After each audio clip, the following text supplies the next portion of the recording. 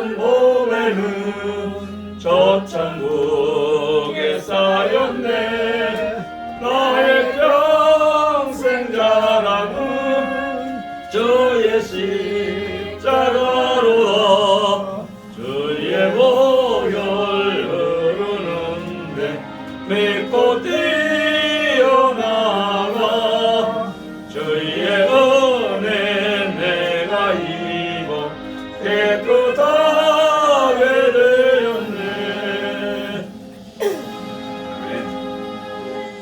219장 찬양드립니다.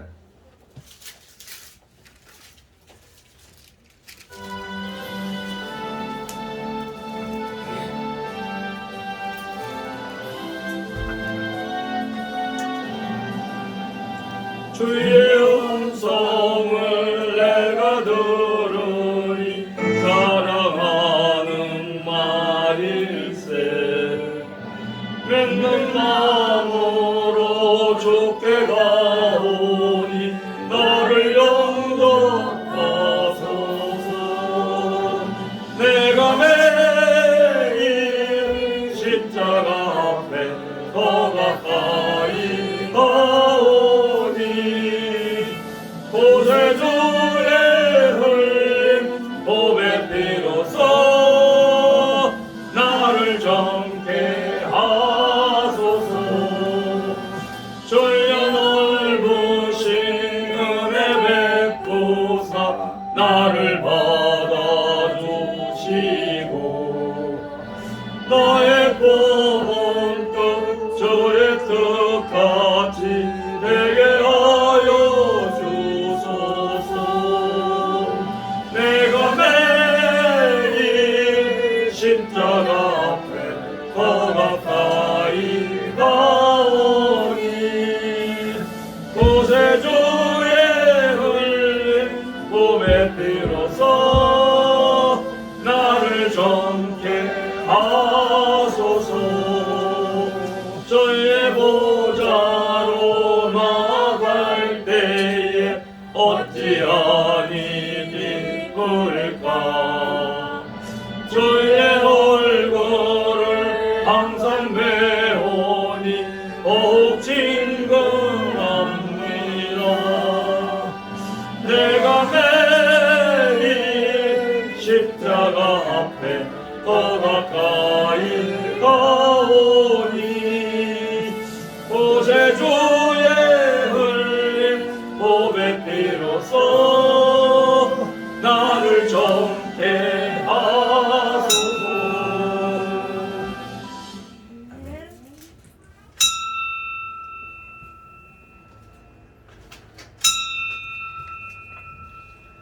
다같이 묵상 기도 드리심으로 주일 오후 예배 하나님께 드립니다. 다같이 묵도 드립니다.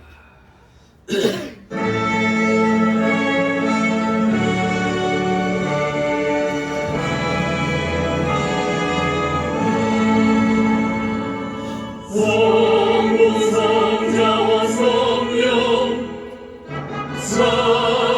찬송하여 영광 돌려보내세.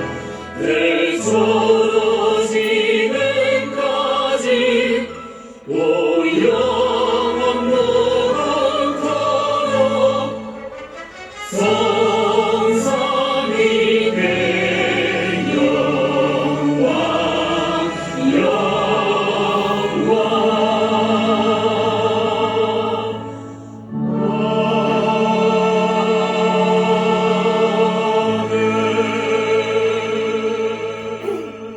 너희는 육의 욕심을 따라 썩어져가는 구습을 좇는 옛사람을 벗어버리고 오직 심령으로 새롭게 되어 하나님을 따라 의와 진리의 거룩함으로 지으심을 받은 새 사람을 입으라. 아멘. 다 같이 사도신경으로 신앙 고백 하나님께 드립니다. 전능하사 천지를 만드신 하나님 아버지를 내가 믿사오며 그 외아들 우리 주 예수 그리스도를 믿사오니 이는 성령으로 잉태하사 동정녀 마리아에게 행하시고 본녀 빌라도에게 고난을 받으사 십자가에 못 박혀 죽으시고 장사한 뒤 사흘 만에 죽은 자 가운데서 다시 살아나신 후 하늘에 오르사 전능하신 하나님 우편에 앉아 계시다가 저리로서 산 자와 죽은 자를 심판하러 오시리라. 성령을 믿사오며 거룩한 공예와 성도가 서로 교통하는 것과 죄를 사하여 주시는 것과 몸이 다시 사는 것과 영원히 사는 것을 믿사옵나이다. 아멘. 다시 찬송가 215장 찬송들입니다. 215장.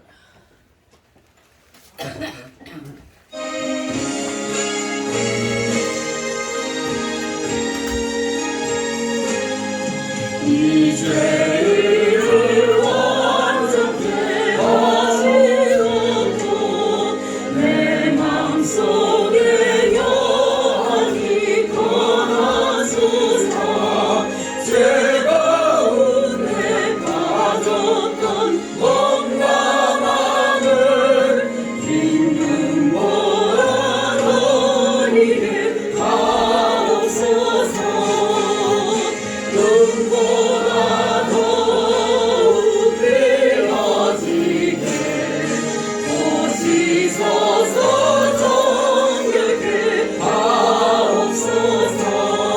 저 보좌에 앉으신 주 예수여 인도주께 들더니 거두소서. 내 엉망과 지식고 그리로니 빈 눈보라 너희에 하옵소서. 눈보라 더욱 되어지게 보시소서. 정결케 하옵소서. 그 상하신 발 아래 엎드려서 날 기쁘게 하시니 되옵니다. 날 정결케 하는 빛 있사오니 긴 눈보라 너희에 하옵소서. 눈보라 더욱 되어지게 보시소서. 정결케 하옵소서.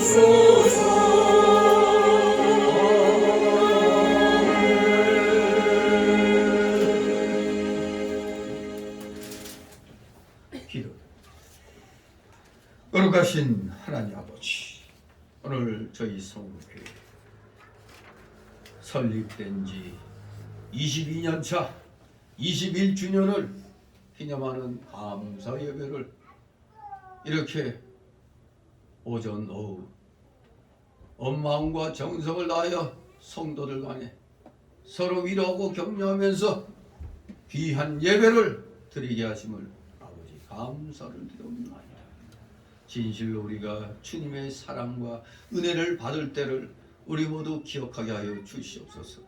현실적으로 우리가 잠시 어려움을 겪는다고 하나님 앞에 불평불만하는 일이 우리는 없어야 되겠습니다. 하나님께서는 다 필요에 의해서 우리가 더 잘되도록 하시기 위해서 여러 가지 환난과 공고를 주시는 줄 압니다.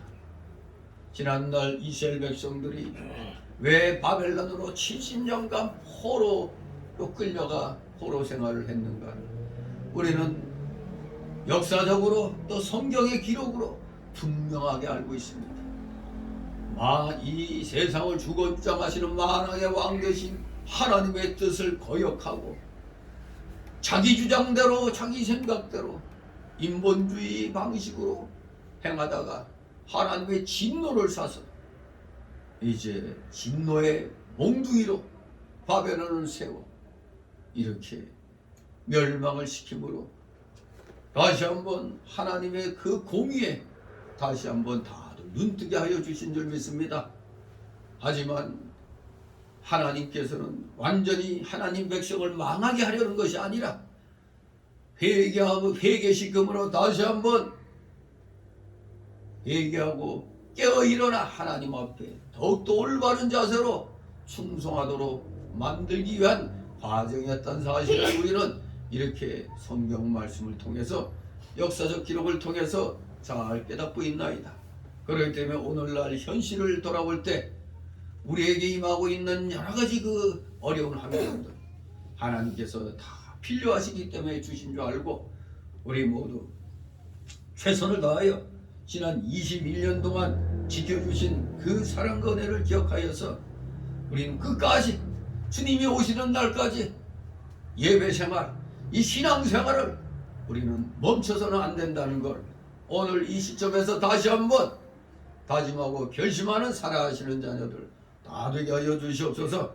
새해를 맞이해서 우리는 작년에 그 잘못했던 점들을 반성하고 회개하면서 두 번 다시 어리석은 길을 가지 않도록 새해 다짐들 하고 결심을 한 줄 압니다. 우리 모두 신앙의 진보자가 되어야지 퇴보하는 자들이 되어서는 안 되겠습니다. 시험 든 자들은 시험을 이길 수 있도록 은혜 내려 주시옵소서. 하나님께서 간섭해 주셔야만이 이 모든 환난과 공고를 이러한 시험들을 이겨낼 수가 있는 줄 압니다. 우리 성도들 간에 서로 위로하고 격려하고 권면하면서 정말로 이때까지 21년 동안 지켜주신 주님의 은혜에 감사드리므로 이제 더욱더 성숙된 신앙으로 그리고 모두 성장한 그러한 믿음을 바탕으로 해서 어디 가든지 소음과 빛의 역할을 감당해 나가는데 부족함이 없는 신실한 주의 자녀들로 복음의 일꾼들로 세워 주시옵소서. 감사드립니다. 오후 시간 점심 식사 후라 피곤한 시간입니다. 많이 졸리습니다. 피로와 졸림을 이기게 하여 주시옵소서. 각종 잡념의 막이 다 내쫓아 주시옵소서. 부족한 자의 입술에 파수꾼을 세워서 온전하신 주님의 말씀이 진리가 그대로 선포되게 하옵소서. 마치는 시간까지 오직 주님께서만이 영광 흘러 받으시옵소서. 예수 그리스도의 이름으로 감사드리며 기도드리옵나이다. 아멘. 오후 시간 함께 은혜 나눌 말씀은 구약성경 에스겔서 11장입니다. 에스겔서 11장 1절에서 25절까지 교독하도록 합니다. 우리 같이 교대로 있습니다. 에스겔서 11장 페이지 수로 구약에서 1163쪽, 1164쪽 정도 되겠습니다. 1163, 1164. 에스겔 11장 1절에서 25절까지 제가 먼저 읽습니다. 때에 주의 신이 나를 들어내리고 여호와의 전 동문 곧 동양한 문에 이르시기로 본즉 그 문에 25인이 있는데 내가 그 중에서 아수리의 아들 야사냐와 분하야의 아들 블라다를 보았으니 그들은 백성의 방백이라. 그가 내게 이르시되 인자야 이 사람들은 불을 품고 이 성중에서 악한 꾀를 베푸는 자니라. 그들의 말이 집 건축할 때가 가깝지 아니한자 이 성읍은 가마가 되고 우리는 고기가 된다 하나니 그러므로 인자야 너는 그들을 쳐서 예언하고 예언할지니라. 여호와의 신이 내게 임하여 가라사대 너는 말하기를 여호와의 말씀에 이스라엘 족속아 너희가 이렇게 말하였도다. 너희 마음에서 일어나는 것을 내가 다 아노라. 너희가 이 성읍에서 많이 살육하여 그 시체를 거리에 채웠도다. 그러므로 나 주 여호와가 말하노라. 이 성읍 중에서 너희가 살육한 시체는 그 고기요 이 성읍은 그 가마려니와 너희는 그 가운데서 끌려 나오리라. 나 주 여호와가 말하노라. 너희가 칼을 두려워하니 내가 칼로 너희에게 임하게 하고 너희를 그 성읍 가운데서 끌어내어 타국인의 손에 붙여 너희에게 벌을 내리리니 너희가 칼에 엎드려질 것이라. 내가 이스라엘 성전에서 너희를 분노하리니 너희가 나를 여호와인 줄 알리라. 이 성읍은 너희 가마가 되지 아니하고 너희는 그 가운데 고기가 되지 아니할지라. 내가 너희를 이스라엘 변경에서 국문하리니 너희가 나를 여호와인 줄 알리라. 너희가 내 규례를 행치 아니하며 규례를 지키지 아니하고 너희 사면에 있는 너희 규례대로 행하였느니라 하셨다. 이에 내가 예언할 때 분하의 아들 불라다가 죽기로 내가 엎드려 큰 소리로 부르짖어 가로되 오라 주 여호와여 이스라엘의 남은 자를 다 멸절하고자 하시나이까 하니라. 여호와의 말씀이 내게 임하여 가사대 인자야 예루살렘 거민이 너의 형제 곧 너희 형제와 친속과 이스라엘 온 족속을 향하여 이르기를 너희는 여호와께서 멀리 떠나라 이 땅은 우리에게 주어 기업이 되게 하신 것이라 하였나니. 그런즉 너는 말하기를 주 여호와의 말씀에 내가 비록 그를 멀리 이방인 가운데로 쫓고 열방에 흩었으나 그들이 이룬 열방에서 내가 잠깐 그들에게 송소가 되리라 하셨다 하고 너는 또 말하기를 주 여호와의 말씀에 내가 너희를 만민 가운데서 모으며 너희를 흩은 열방 가운데서 모아내고 이스라엘 땅으로 너희에게 주리라 하셨다 하라. 그들이 그리로 가서 그 가운데 모든 미운 물건과 가증한 것을 제하여 버릴지라. 내가 그들에게 일치한 마음을 주고 그 속에 새 신을 주며 그 몸에서 굳은 마음을 제하고 부드러운 마음을 주어서 내 규례를 지키며 내 규례를 지켜 행하게 하리니 그들은 내 백성이 되고 나는 그들의 하나님이 되리라. 그러나 미운 것과 가증한 것을 마음으로 줬는 자는 내가 그 행위대로 그 머리에 갚으리라. 나 주 여호와의 말입니다. 때에 그들이 날개를 드는데 바퀴도 그 곁에 있고 이스라엘 하나님의 영광도 그 위에 섰더니 여호와의 영광이 성읍 중에서부터 올라가서 성읍 동편산에 머물러 주의 신이 나를 들어 하나님의 신의 인상 중에 데리고 갈대하여 이르는 사로잡힌 자 중에 이르시더니 내가 오는 인상이 나를 떠난지라. 다 같이 내가 사로잡힌 자들에게 여호와께서 내게 보이신 모든 일로 고하리라. 아멘. 오늘 말씀의 제목은 본문에서 가마한 고기, 가마한 고기라는 제목으로 오늘 말씀을 함께 은혜를 나누도록 하겠습니다. 에스겔 선지자. 에스겔 선지자는 바벨론의 제2차 침략 때 그때 여호야긴 왕이 즉위한 지 3개월 만에 포로로 잡혀갈 때 그때 같이 에스겔 선지자가 바벨론으로 끌려온 겁니다. 바로 바벨론으로 끌려온 지 5년, 즉 BC 593년에 그발강가 근처 데라비브에서 살다가 이제 거기에서 하나님의 이상을 이제 받게 되는 겁니다. 이 에스겔서는 바벨론의 포로로 잡혀간 유대인을 대상으로 선포한 예언입니다. 바벨론의 포로로 끌려온 유대인을 대상으로 기록했다. 그러다 보니까 예레미야서와 즉 예레미야의 그 예언과 좀 서로 통하고 있는 걸 보게 됩니다. 예레미야는 예루살렘에 남아 있었고 에스겔 선지자는 2차 침략 때 포로로 끌려가고 그러니까 에스겔은 포로지에서 예언하고 예레미야 선지자는 예루살렘에서 예언을 하는 겁니다. 아무튼 이 두 예언서는 모두 하나님에 대하여 신실하지 못한 유다에 임할 심판과 장래의 회복을 선포한 내용입니다. 자, 이렇게 끌려간 지 5년 만에 하나님으로부터 이제 이상을 받게 되는 겁니다. 환상 속에서 이제 교만한 유대 지도자들에 대한 심판의 선언과 함께 또 회복에 대한 약속을 이 11장에서 선언하고 있습니다. 자, 오늘 이 내용을 보면은 여호와 하나님의 영광이 예루살렘을 떠나기 직전에 에스겔 선지자는 이스라엘 백성이 전해야 할 두 가지 메시지를 받게 됩니다. 즉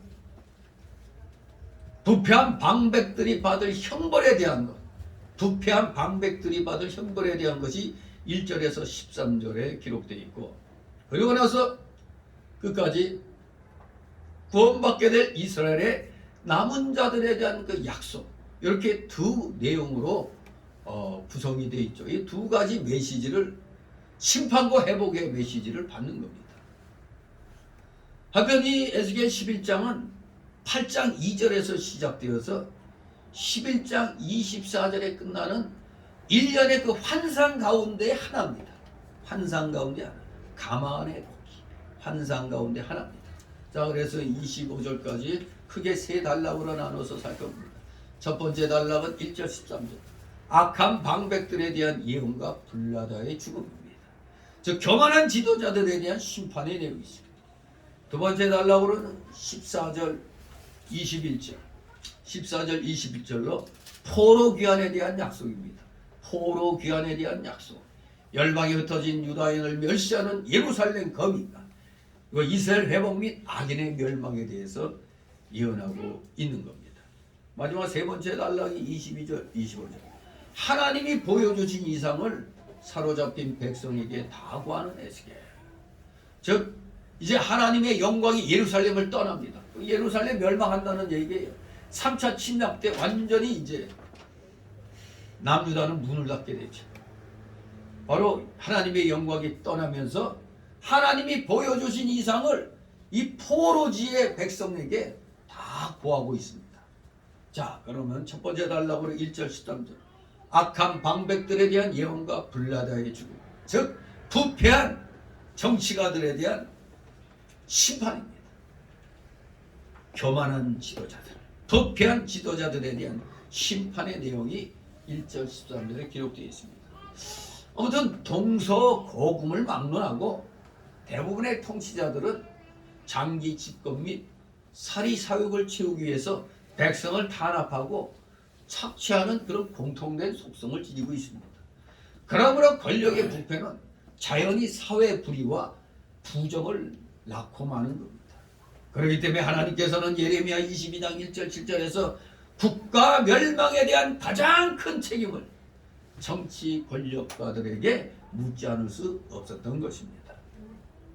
그러니 우리는 오늘날 이 특히 구약의 예언서들을 보면서 우리 기독교인들이 어떠한 자세를 세상에 대하여 국가에 대하여 어떠한 자세를 취할 수 있는가가 답이 나와 있어요.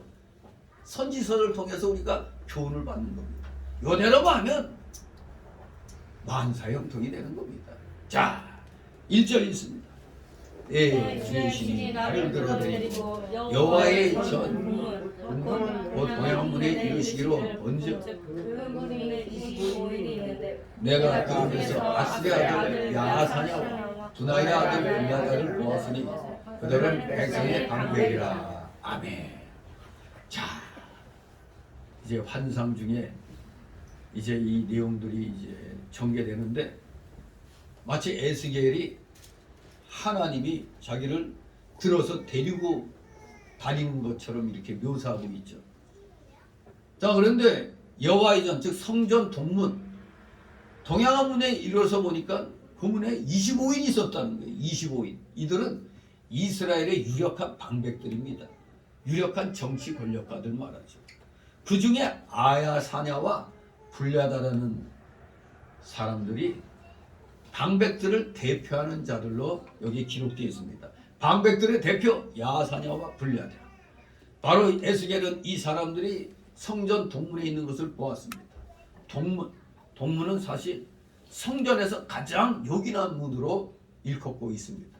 자, 이 25인이 어땠느냐? 2절 있습니다. 너가 내게 이르시되 인자야 이 사람들은 불의를 품고 이 성경에서 함께를 베푸는 자니라. 아멘. 예. 백성의 방백들이 성중에서 불의를 품고 악한 꾀를 꾀하였으니 이스라엘이 얼마나 부패하고 불의가 가득하였는지를 알 수가 있죠. 백성을 다스리는 방백들이 썩었어요. 썩었어.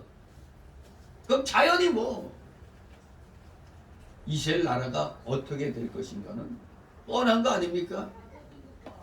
정치 지도자들이 부패하면 그 나라는 그냥 결단 나는 겁니다. 그 때문에 이제 예루살렘이 망하게 될 것을 가르쳐 주는 겁니다. 이 부패한 방백들 때문에 예루살렘은 곧 망하게 된다 이겁니다. 위선에 찬 거짓 지도자들의 가르침이 양민들을 수렁으로 이끌었던 겁니다.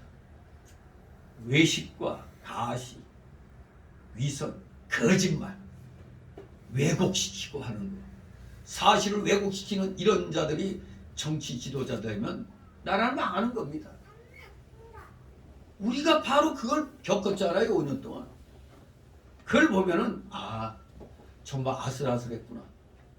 지금 여긴 마지막 절에 하나님의 영광이 떠나버려요. 근데 우리는 하나님의 영광이 떠나기 전에 하나님이 다시 한번 그래 내가 한번 기회를 더 주마. 하나님이 지금 떠나시려다가 머무른 겁니다. 지금 아주 아슬아슬했어요. 이 대한민국의 운명이 아슬아슬했다 이겁니다. 3절 4절 있습니다. 그들의 말이 집 건축할 때가 가깝지 아니한즉 이 성읍은 가마가 되고 우리는 고기가 된다 하나니 그러므로 인자야 너는 그들을 쳐서 예언하고 예언할지니라. 아멘. 자, 방백들이 막 속임수를 쓰는 겁니다. 거짓말하는 겁니다. 강팍한 악행으로 백성들까지 완악하게 만들어 버립니다. 그래서 백성 계속된 거짓말은 감각을 얻게 만들어요. 그냥 무디게 만들어요. 예리함이 없어져요. 처음에는 그럴 리가 하다가 그런가? 맞아. 이렇게 바뀌는 겁니다. 그야말로 백성들이 무감각해지는 겁니다. 그래서 선지자의 공의로운 경고에 관심을 기울이지 못하게 되는 겁니다. 요 악한 방백들이 선지자들의 올바른 경고로 백성들이 귀를 기울이지 못하도록 만들어 놓은 겁니다. 더욱이 이 방백들은 하나님의 의로우신 심판에 대해서 눈이 멀었기 때문에 하나님과 선지자를 감히 비판했습니다. 아니 비난했어요.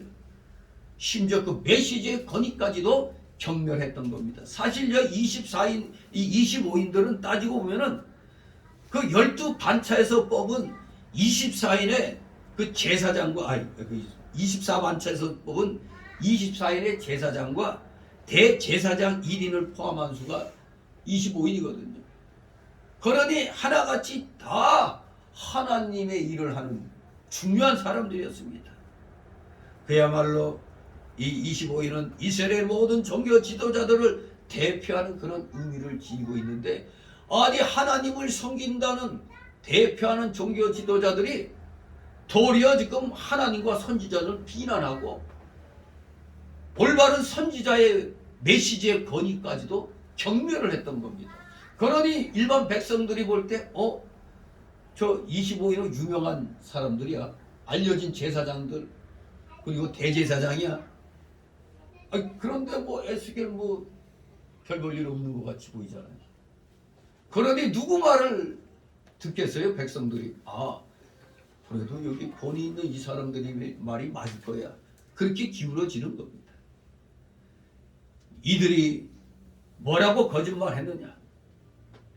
원래 예레미야 29장 4절 10절에 보면은 예레미야 선지자는 말씀대로 바벨론에 포로로 끌려간 자들에게 70년 차기까지 그곳에서 머물러야 되니까 70년 차기까지 거기서 안정된 생활을 하라고 집을 짓고 농사하고 또 거기서 결혼하고 자녀를 낳고 그리고 너희들이 가 있는 그 바벨론 지역이 평안하기를 힘쓰라고 가르쳐줬어요. 하나님의 명령대로 백성들이 가르쳐줬어요. 그러나 예루살렘에 남아있는 이 방백들은 뭔 소리야? 70년은 무슨 말라 죽은 70년이야. 2년이면 돼. 2년이 차기 전에 바벨론에 포로되어간 유다 백성들이 돌아온다고. 이렇게 선전해야 되니까 백성들은 70년 포로 생활할 거야. 아니야 2년이면 끝나. 누구 말에 더 마음을 둘까요? 2년에 그래 하나님이 그래도 그렇지 2년이면 족하지. 이런저런 넘어가는 70년 거기서 늙어 죽으라는 소리냐? 그렇게 되잖아요. 70년이라는 소리보다 2년이란 말이 혹하게 돼 있는 겁니다. 이렇게 거짓 선지자들의 말을 듣고 예레미야를 반대해서 뭔 소리야? 집을 건축은 왜 해? 집 건축할 때가 아직 가깝지 않다고 하였습니다. 예레미야는 분명히 바벨론 포로들이 하나님의 메시지를 전하면서 집을 건축하여 거기서 살라고 했습니다. 그런데 방백들은 바벨론에서 집을 건축할 때는 멀었다 이겁니다. 거기서 왜 집을 건축해? 즉 유다의 패망이 없고 이제 다시 예루살렘에서 살게 된다는 그런 거짓된 메시지를 했던 겁니다. 그러니 일반 백성들은 그게 더 좋잖아요. 아, 곧 끝난다고? 얼마나 그쪽 말에 귀를 기울이겠어요. 뭐 70년? 아이고 이거 말도 안 되는 소리야. 자, 이렇게 거짓 선지자들의 말에, 거짓된 방백들의 말에 미혹이 되어버린 겁니다. 그러면서 뭐 이들이 뭐라고 거짓말합니까? 이 사업은 가마가 돼. 그리고 우리는 고기가 된다. 이렇게 얘기합니다. 즉 이 말은 무슨 말이냐? 가마가, 이런 가마솥에 보면은 그 안에 있는 고기를 보호하잖아요. 이렇게 가마 속에 넣으면 그 고기는 일단은 보호가 되죠. 마치 예루살렘이 가마가 되고 그 안에 있는 백성들은 고기라는 겁니다. 그러니 예루살렘이 그 안에 있는 백성들을 가마처럼 보호한다는 얘기를 하고 있는 겁니다. 바로 이것은 예레미야 1장 13절에 끓는 가마가 북에서부터 기울어진다는 예레미야 말을 역으로 이용한 겁니다. 예루살렘 방백들은 환란이 북방에서부터 온다는 예레미야 말을 부인하고 예루살렘이 피난처가 된다고 하는 거짓 선지자들의 말을 듣고 예루살렘이 자기들을 보호해 준다고 말하고 있는 겁니다. 아, 혹하는 말이죠. 그래, 하나님이 계신 곳인데 당연히 하나님이 보호해 주시겠지. 오늘날에도 마찬가지입니다. 환란이 임박했는데도 환란이 오지 않을 줄 알고 세상을 자신의 피난처로 삼아 자기 집을 화려하게 짓고 돈과 세력을 의지하며 세상주의로 사는 사람들이 많이 있습니다. 목사들 가운데 이런 사람들이 얼마나 많이 있습니까? 환란은 무슨 환란? 그리고 맨날 그저 종말로 외치던 자들, 성도들은 직장 간두고 퇴직금 받아가지고 이거 무슨 소용이 있어? 다 바치고 집 팔아 다 바치고. 왜? 세상 종말이 오는데 그 무슨 소용이 있어? 근데 그때 그 누구죠? 아유 그 누구냐? 그 총신대에서까지 막 강의했던 인간인데. 에? 아 이거 이신가? 갑자기 이름이 생각 안 나네. 그 인간이 맨날 곧 몇 년 몇 월 며칠에 종말이 온다고 떠들더니 자기는 성도들이 바친 돈 가지고 어디 근처에 집 좋은 거 사놓고. 아니 세상 끝난다는데 왜 집을 왜 사? 그거 웃기잖아 이게. 그만큼 이 성도들은 순진한 겁니다. 참 기가 막히죠. 그러니 이장이 영생경과 그게 말하는 거야. 아니 영생교 말고 다미성교회 아니고. 네, 다미성교 그 누구야 그거? 이 총신대에서 막 강의하는데 학생이 목사님 그 뭐 몇 년도에 뭐 종말 온다고 그러더니 목사님 왜 어디에 집 사놨어요? 할 말이 없는 거지. 교인들한테 망한다고 종말이 온다고 하면서 지는 왜 집을 사? 사기꾼이죠, 사기꾼. 이렇게 세상주의로 사는 사람들이 많이 있어요. 그래도 우리나라 성도들이, 대한민국 성도들이 순진한 거죠. 분명히 알아야 됩니다. 하나님께서 말씀하신 환란은 반드시 올 것입니다. 이 세상을 시작하신 이가 하나님이세요. 그러니 끝맺게 하는 분도 하나님이란 걸 알아야 됩니다. 시작이 있으면 끝이 있는 겁니다. 지금은 거의 말세 중에 끝자락이라고 얘기하고 있습니다. 다 같이 5절 있습니다.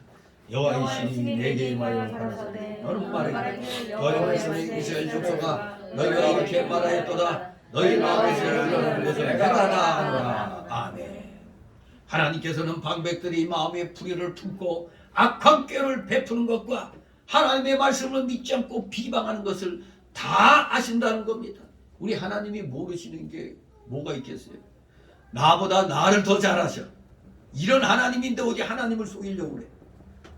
즉 하나님을 경외하지 않고 참 선지자가 전하는 하나님의 말씀을 반대하는 것을 하나님께서 다 기억하시고 반드시 심판하신다는 얘기입니다. 6절 10절 있습니다. 너희가 이 성읍에서 많이 살육하여 그 시체로 거리에 치웠도다. 그러므로 나 주 여호와가 말하노라. 이 성읍 중에서 너희가 살육한 시체는 그 공이요 이 성읍은 그 가마라. 너희는 그 가운데서 끌려나오라. 나 주 여호와가 말하노라. 너희가 칼을 두려워하니 내가 칼로 너희에게 임하리라. 너희를 그 성읍 가운데서 끌어내 타국인의 손에 붙여 너희에게 벌을 내리니 너희가 칼에 끊어질 것이다. 내가 이스라엘 변경에서 너희를 분분하리니 너희가 나를 여호와인 줄 알리라. 아멘. 이 악한 부패한 유다 방백들이 법과 권력 등 온갖 방법을 동원해서 예루살렘 성읍에서 사람을 많이 죽이고 착취하고 불의한 행동을 하였음을 의미하는 겁니다. 이 내용이 22장 12절에서도 나오죠. 22장 12절 우리 같이 읽도록 합니다. 22장 12절 찾았습니까? 22장 12절 읽습니다. 시작. 네 가운데 피를 흘리려고 뇌물을 받는 자도 있었으며 네가 변장과 이식을 차렸으며 이를 담하여 인생에 토색하였으며 나를 잊어버렸도다. 나 주 여호와의 말이니라. 아멘. 예, 정말 온갖 방법을 동원해 가지고 백성들을 그냥 착취하고 죽이기까지 했던 겁니다. 그러므로 마치 그 죽은 사람들이 속 가운데 고기와 같이 되었고 그 방백들은 하나님이 저 갈대아인 즉 바벨론 손에 붙여서 예루살렘 성중에서 끌어내어갖고 포로되어 가게 하겠다는 겁니다.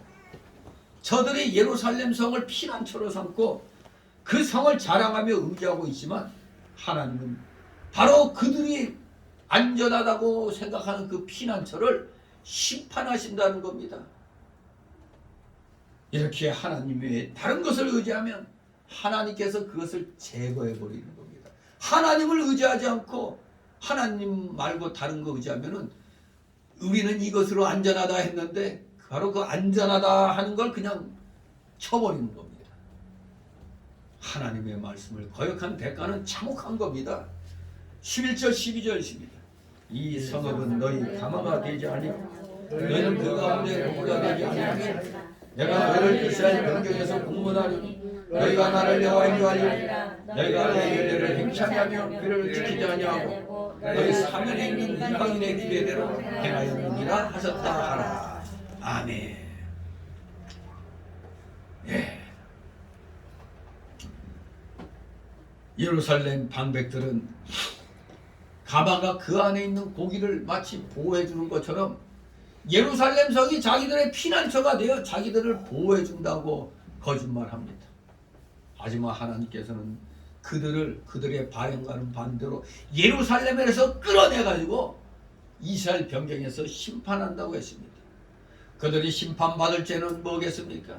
여기에 나온 대로 하나님의 율례를 행시하냐며 규례를 지키지 않고 이방인의 규례대로 행했다는 것입니다. 이 율례는 뭐냐? 기록된 하나님의 계명이나 율법으로 법령화된 말씀을 율례라고 하는 겁니다.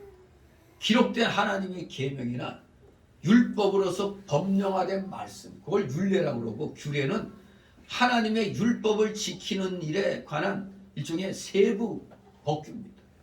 하나님의 율법을 지키는 일에 대한 법규로서 좀 더 세칙화된 법규를 규례라고 얘기합니다. 이걸 다 안 지켰다는 거죠.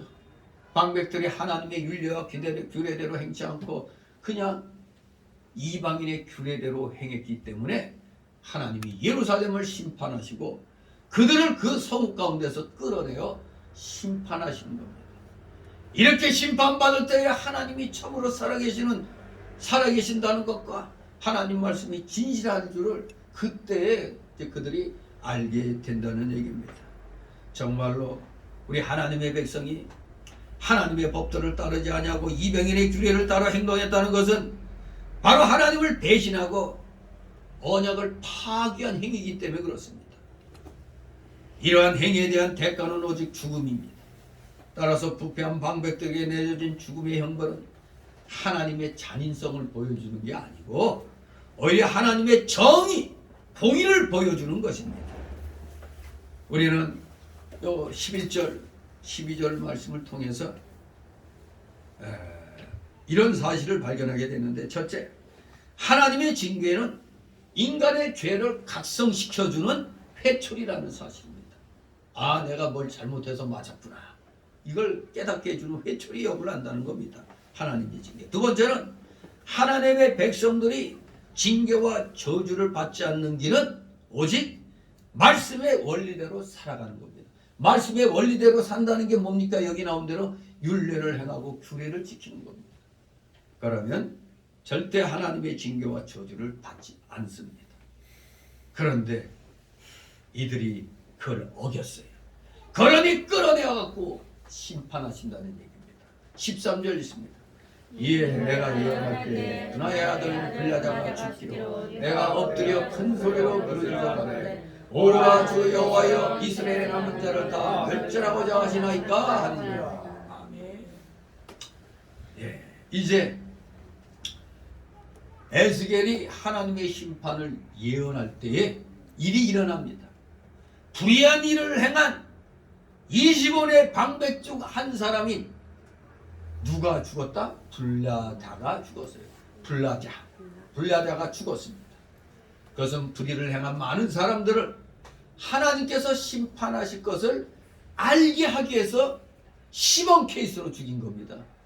이 시범 케이스, 이 불라다라는 사람 입장에서는 오늘날 우리가 흔히 쓰는 말로 뭐가 없어? 재수가 없어. 재수가 없어 죽은 거에 똑같이 다 죽을 텐데 먼저 표본으로 본보기로 죽인 겁니다.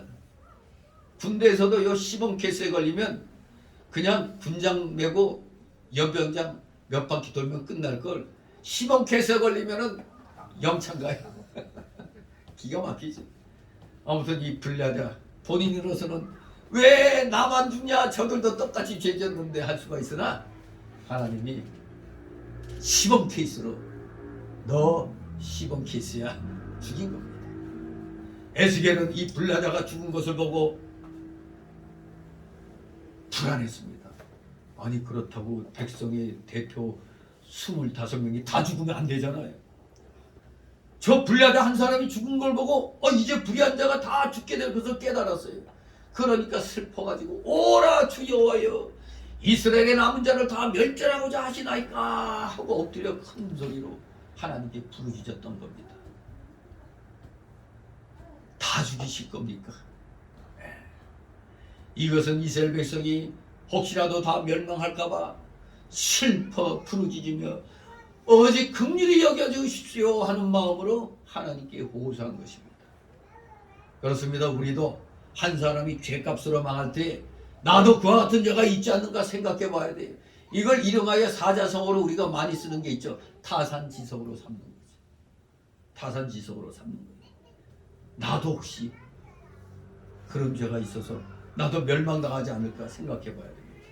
예수님은 빌라도에게 숙청받은 갈릴리 사람들에 대해서 그들에게만 죄가 있는 것이 아니라 예루살렘에 사는 모든 사람에게도 그와 같은 죄가 있다고 누가복음 13장 1절 5절에서 말씀해 주고 있습니다. 실로암 망대가 무너져 죽은 18인에 대해서도 그들에게만 죄가 있는 것이 아니라 예루살렘에 사는 모든 사람들에게도 죄가 있으며 만일 회개하지 않으면 그들도 다 그와 같이 망한다고 말씀을 하셨던 겁니다. 우리는 남의 불행을 나의 행복으로 삼으면 안 돼. 타산지석으로 삼아서 나도 잘못하면 저렇게 된다 깨달아야 돼. 마치 우리나라가 지난날 자유월남이 월맹에 의하여 패망당할 때 그때 우리 국민들 모두 각성했죠. 우리도 자칫하면 적골 나겠다. 그런데 지금은 다 잊어버린 것 같아요. 다 잊어버려가지고 어떻게 된 게 대한민국에서 등 따숩고 배부르게 먹고 사는 놈들이 적의 편에 서가지고 간첩질을 하고 말이에요. 참 기가 막히죠? 이런 역적놈들이 많으면 나라 망하는 겁니다. 우리는 타산지석으로 이런 자들이 많아지면 월남골이 된다는 걸 기억을 해야 되겠습니다. 지금 사람들은 몰라요. 월남골이 된다니. 지금 월남 괜찮은데 지금 괜찮은데 그러죠? 그러나 그 당시에는 천만인의 피가 매콤강물을 붉게 물들였다는 사실. 해도 안 되니까 다시 개방한 겁니다. 그걸 알아야지. 숙청했던 경제학자들 10년 만에 다시 등용시키고 이렇게 하면 안 되는구나 만드는 거죠. 타산지석으로 삼아야 돼요. 누가 보면 13장 말씀이 모두 사람들이 봉사하다가 쉽게 말해서 이 앞에서 몇 사람이 일하다가 그냥 뭐 가로수가 무너져서 그냥 깔려 죽은 거나 똑같은 거거든요. 그럴 때 우리는 저 사람 무슨 죄를 졌길래 저랬을까? 무슨 죄를 지었길래 저렇게 죽을까 생각하잖아요. 그러나 예수님이 그때 뭐라고 그랬어요? 실로암 망대 공사하다가 무너져 깔려 죽은 사람들이 그들의 죄 때문에 죽은 게 아니고 너희들도 회개치 않으면 저들같이 망한다고 얘기하는 겁니다. 저들에게만 죄가 있는 게 아니야. 니들도 죄가 있어. 니들도 회개하지만 망해. 그걸 가르쳐주는 겁니다. 진실로 우리는 감사하게도 이렇게 구약 성경 이 선지서들을 통해서 우리가 어떠한 자세로 살아가야 할 것인가가 답이 나오잖아요. 이런데도 적의 편을 들어요? 정신 나간 놈들 아닙니까? 절대 저런 놈들, 지금 저 국회에 있는 놈들, 특히 저 더불어공산당 저놈들은, 특히 이재명당에 있는 놈들, 그건 인간 아닙니다. 그것들은 역적 놈들입니다. 절대 저놈들이 두 번 다시 입법부에 들어가면 안 돼요. 그걸 기억을 해야 돼요. 근데 우리 한국 사람은 쉽게 잊어버려요. 쉽게 잊어버리고 쉽게 용서해요. 그러니 기가 막히죠. 정말로 회개할 줄 모르면 망하는 겁니다. 같이 망하는 거예요. 자, 이제 두 번째 달락으로 14절 21절 포로귀환에 대한 하나님의 약속입니다. 열방에 흩어진 유다인을 멸시하는 예루살렘 거민과 이스라엘 회복 및 악인의 멸망입니다. 지금 끌려가지 않고 예루살렘에 남아있는 사람들은 아이고 우리 살았다. 저기 끌려가는 포로로 끌려가는 자들 저들은 우리보다 더 많은 말 못한 죄를 지었나 봐. 그래가지고 포로로 끌려간 사람들을 안타까워하는 게 아니라 도리어 멸시를 했어요. 지들도 똑같이 죄가 있으면서 그런데도 예루살렘에 남아서 하나님이 자기들은 지켜주신다고 착각하고 있는 겁니다. 포로지에 끌려간 사람을 멸시하고 있었어요. 하나님께서는 범죄한 이스라엘을 영원히 멸망시키시지 않으시고 일정한 기간이 지나면 다시 언약의 땅으로 구출해 주시겠다는 그런 은혜로운 약속이 14절 21절에 기록되어 있는 것입니다. 그런데 이 약속에 한 가지 전제 조건이 있어요. 전제 조건. 바로 그것은 범죄한 백성들이 우상을 제거하는 영적 개혁을 단행하는 겁니다. 이것이 이루어져야 하나님의 약속이 임하게 되는 겁니다. 14절 15절 있습니다.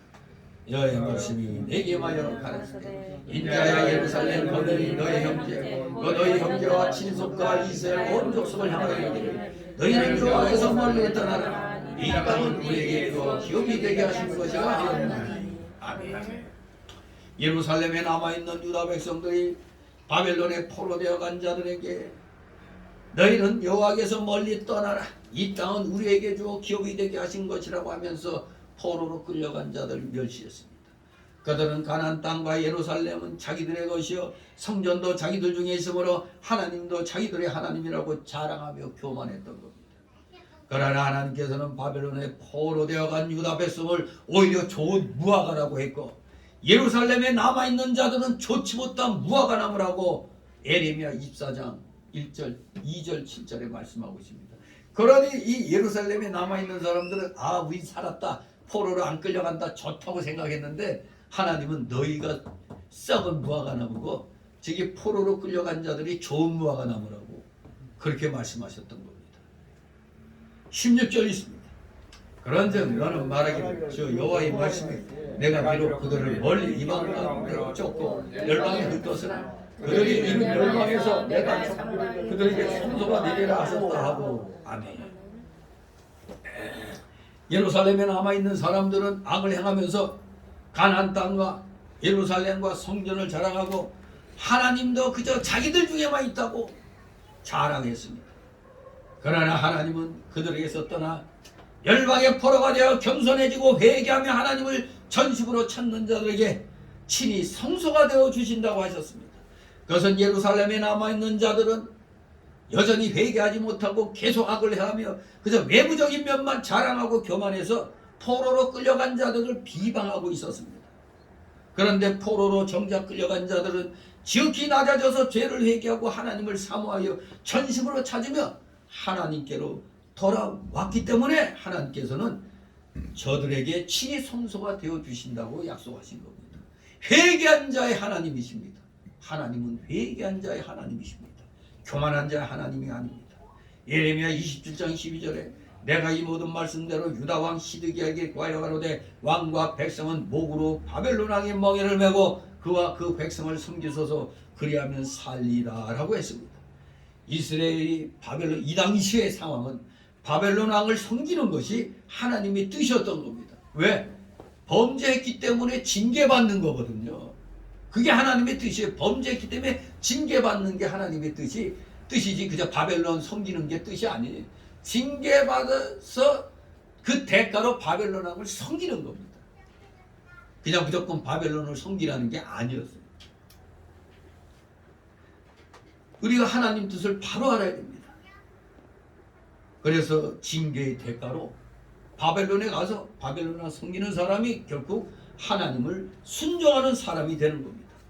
그러나 여기 예루살렘에 남아있는 사람은 하나님을 순종치 않는 사람들입니다.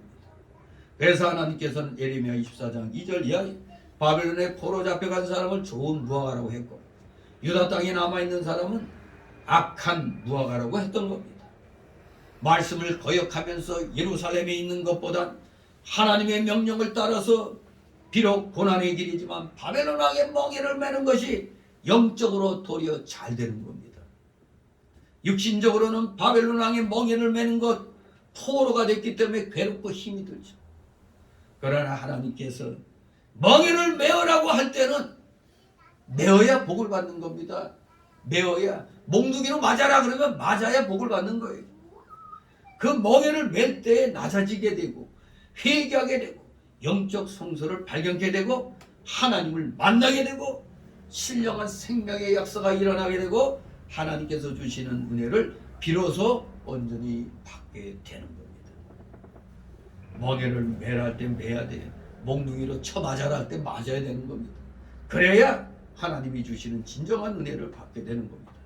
비록 눈에 보이는 성소는 떠났다고 해도 하나님께서 메어주신 멍에를 매는 자에게 도리어 하나님은 참 성소가 되어주시고 함께 해주시는 하나님이심을 시대를 초월해서 오늘날 우리에게도 깨우쳐 주는 겁니다. 하나님은 손으로 지은 성전에 계신 것이 아니고 어디든지 신령과 진정으로 예배하는 곳에 같이 계신다고 요한복음 4장 24절에 말씀하고 있습니다. 하나님은 영적인 예배를 드리고 하나님의 말씀대로 예배하는 곳에 같이 계시는 겁니다.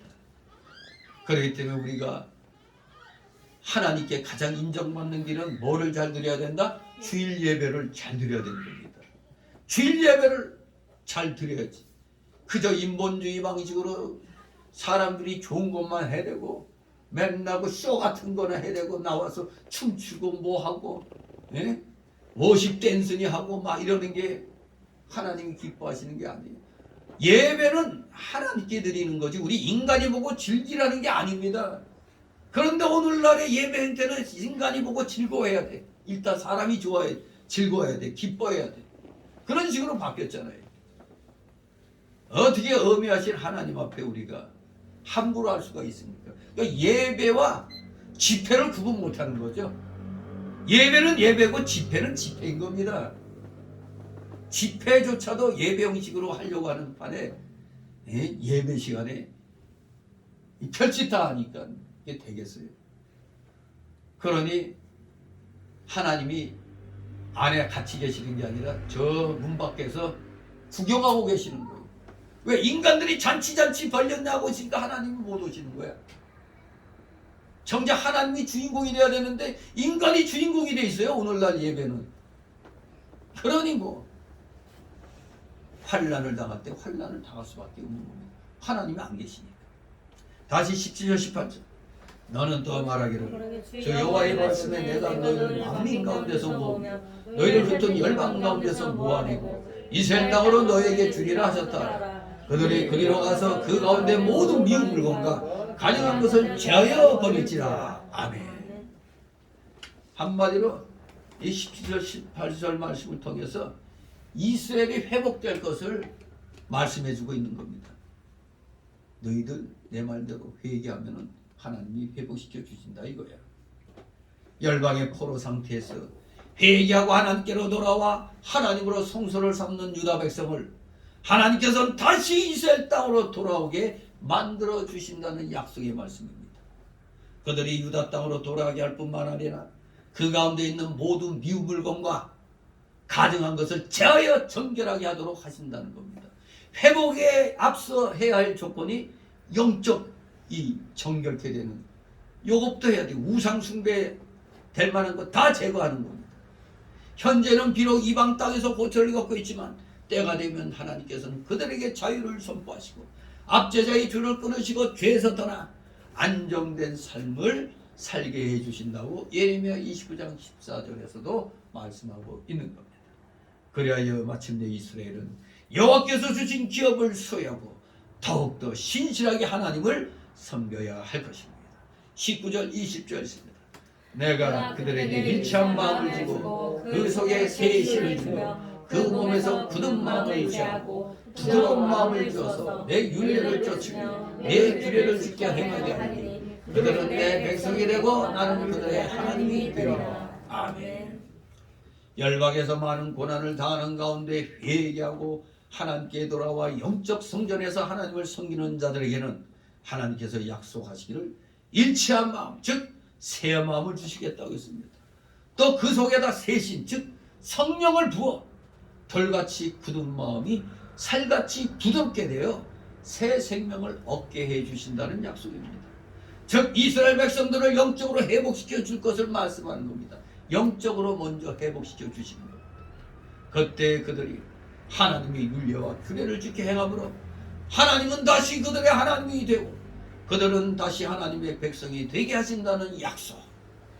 물론 이 말씀은 멀리 신약시대에 대한 예언이기도 합니다. 즉 신약시대 후 전개된 영적 이스라엘의 구원을 예표하는 것이기도 하는 것입니다. 바로 이 영적 이스라엘 구원의 예표가 우리가 다 이렇게 되는 것입니다. 우리를 향하여 벌써 이 2600여 년 전에 이렇게 예언을 했던 겁니다. 우리도 구원받아서 하나님께로 나오게 된다는 걸 이미 2600여 년 전에 예언을 했던 겁니다. 21절 있습니다. 그러나 배운 것과 가증한 것을 마음으로 쫓는 자는 내가 그 행위대로 그 꼴에 갚으리라. 나 주 여호와의 말이니라. 아멘. 이 21절 통해서 또다시 정의의 하나님, 공의의 하나님의 그 모습이 다시 보여주고 있는 겁니다. 미운 것과 가증한 것을 마음으로 쫓는 자. 이 미운 것과 가증한 것은 우상 숭배뿐 아니라 하나님이 미워하시는 모든 행위를 가리키는 겁니다. 이러한 죄를 짓는 자들은 하나님께서 반드시 그 행위대로 심판하신다는 겁니다. 그러므로 그저 포로로 끌려가지 않고 예루살렘 성전에 남아서 하나님께 제사하는 것이 중요한 게 아니고 겸손히 회개해서 미운 것과 가증한 행위를 그치고 모든 죄를 버리는 것이 보다 우선되어져야 된다는 겁니다.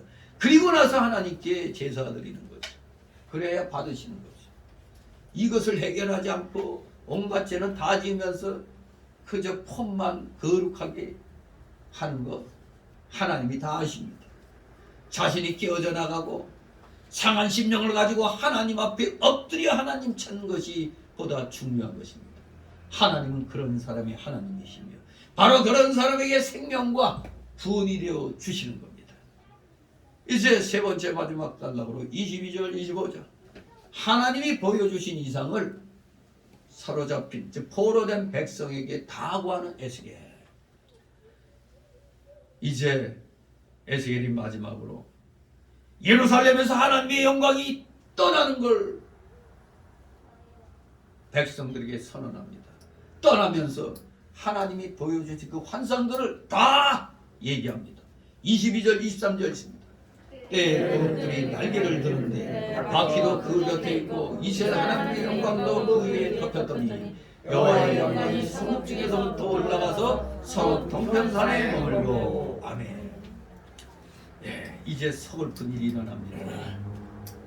예루살렘이 감하고 그 안에 있는 남아있는 백성들은 고기니까 우리는 안전하다 생각한 그들, 바로 이 예루살렘에 하나님이 우리와 함께 계시니까 우리는 안전하다 한 그들에게 이제 그들이 생각했던 자기들과 함께 머물러 있으리라는 여호와의 영광이 지금 어떻게 된다고? 여호와의 영광이 떠나서 성읍 동편산에 딱 머물다가 어디로 간다?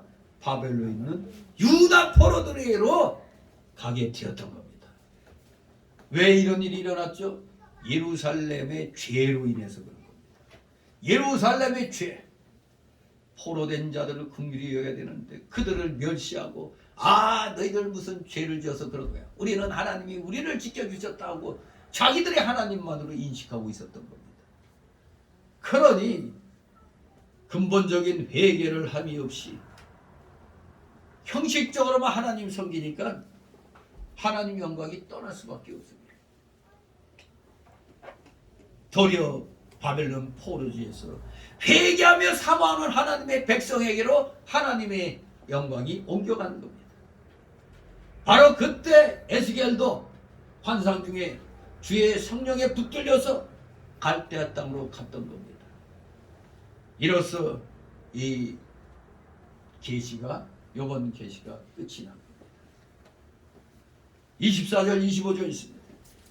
주의 신이 나를 들어 하나님의 신의 이상 중에 데리고 갈대아에 있는 사로잡힌 자 중에 이르시더니 내가 부른 이상이 나를 떠난지라 내가 사로잡힌 자에게 여호와께서 내게 보이신 모든 일로 아니라. 아멘. 예, 그 후에 에스겔 선지자는 이제 바벨론에 포로되어 간 자기 백성들에게 하나님께서 보여주신 모든 이상과 계시의 말씀을 모두 다 빠지지 않고 다 전달해 주었습니다. 이스라엘 백성이 포로되어서 처참한 지경에 이르렀을 것이고 또 예루살렘에 남아있는 백성들의 그 멸시와 비방으로 인해 가지고 무척 비통해 있었을 겁니다. 왜? 저놈들 우리 몰래 많은 죄 졌기 때문에 끌려가는 거야. 우리는 그래도 하나님이 지켜주셔서 안전하게 여기 남은 거야 하면서 이제 포로로 되어간 자를 멸시했거든요. 그러니 포로로 끌려가는 것도 억울해 죽겠는데 같은 백성들에게 욕을 먹으니 얼마나 비통하겠어요. 하지만 이제 에스겔 선지자를 통하여 주신 하나님의 계시의 말씀을 듣고 이제 큰 위로가 되고 큰 소망이 생겼을 것입니다. 바로 하나님은 회개하는 자들의 하나님이 되어주신다는 걸 우리는 기억해야 됩니다. 결론적으로 오늘 주시는 교훈을 정리해보면 첫째, 하나님의 징계는 인간의 죄를 각성케 해주는 회초리다. 이것을 기억해야 되겠습니다. 타산지석으로 삼아야 돼요. 남에게 일어난 불행이 나에게도 일어날 수 있다는 걸 기억하시기 바랍니다. 두 번째로 하나님의 백성들이 징계와 저주를 받지 않는 길은 오직 무슨 원리대로 사는 거라고요? 말씀의 원리대로 살아가는 것입니다. 세 번째로 주시는 교훈은 하나님의 사랑은 진노 중에서도 긍휼을 베푸시는 사랑이라는 걸 우리는 깨달아야 됩니다. 믿어 의심치 말아야 됩니다. 진노 중에서도 우리가 회개하면은 긍휼을 베풀어 주시는 분입니다. 마지막 네 번째 주시는 교훈은 폐역한 성도들이 다시 하나님의 복을 받으려면 먼저 죄와 결별하는 내적 개혁을 이루어야 한다는 겁니다. 먼저 죄부터 해결해야 돼요. 하나님이 싫어하시는 것을 철저하게 다 내쳐야 되는 겁니다. 그래야 하나님의 복이 이제 임할 자격을 우리는 갖추게 되는 겁니다. 진실로 우리는 에스겔 11장을 통해서 다시 한번 이 하나님의 사랑과 자비와 긍휼을 깨닫게 됩니다. 시대를 초월해서 똑같은 겁니다.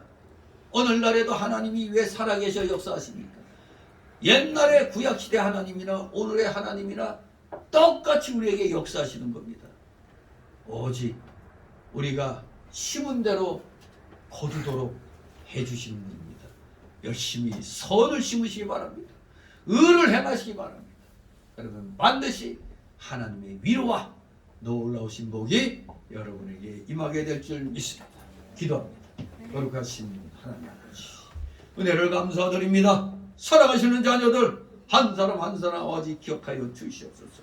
철저하게 오늘 주시는 말씀을 통하여 내 주위에 어려운 일을 당하고 있는 사람이 있다면 그를 멸시하지 말고 나도 잘못하면 저런 일을 당할 수도 있다고 생각하고 철저하게 자신의 죄를 생각하여 하나님 앞에 속히 회개하면서 하나님의 사랑과 긍휼을 입는 우리 모두 되게 하여 주시옵소서. 회개하면 하나님의 복이 임한다는 것 분명히 깨달아야 되겠습니다. 말로만이 아닙니다. 진실로 행함으로써 우리의 잘못된 것들을 철저하게 회개하며 하나님의 사람으로서 하나님의 자녀로서의 합당한 삶을 살아가는데 좀 더 부족함이 없는 신실한 주의 일꾼들 다 되게 하여 주시옵소서. 감사드리며 예수 그리스도의 이름으로 기도드리옵나이다. 아멘. 다 같이 찬송가 82장 찬송드립니다.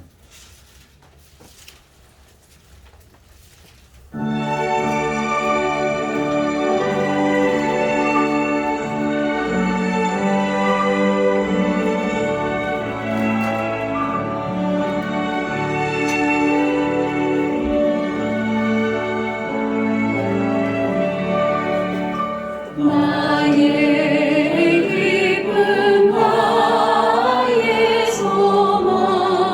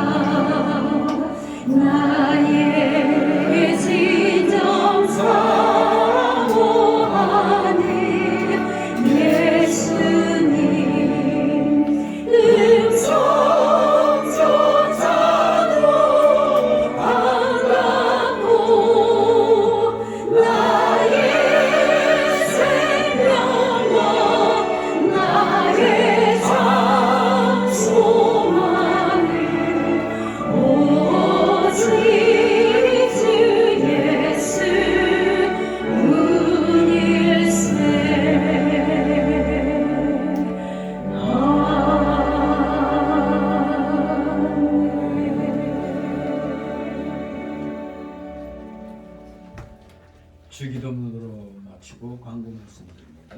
하늘에 계신 우리 아버지 이름이 거룩히 여김을 받으시오며 나라를 이루시며 뜻이 하늘에서 이룬 것 같이 땅에서도 이루어집니다. 오늘날 우리 원령식을 주시고 우리가 우리의 죄 지은 자를 사해준 것 같이 우리에게 사해 주시고 우리를 시험에 들게 하지 마시고 다만 악에서 구하옵소서. 내게 나라와 권세와 영광이 아버지께 영원히 있사옵나이다. 아멘.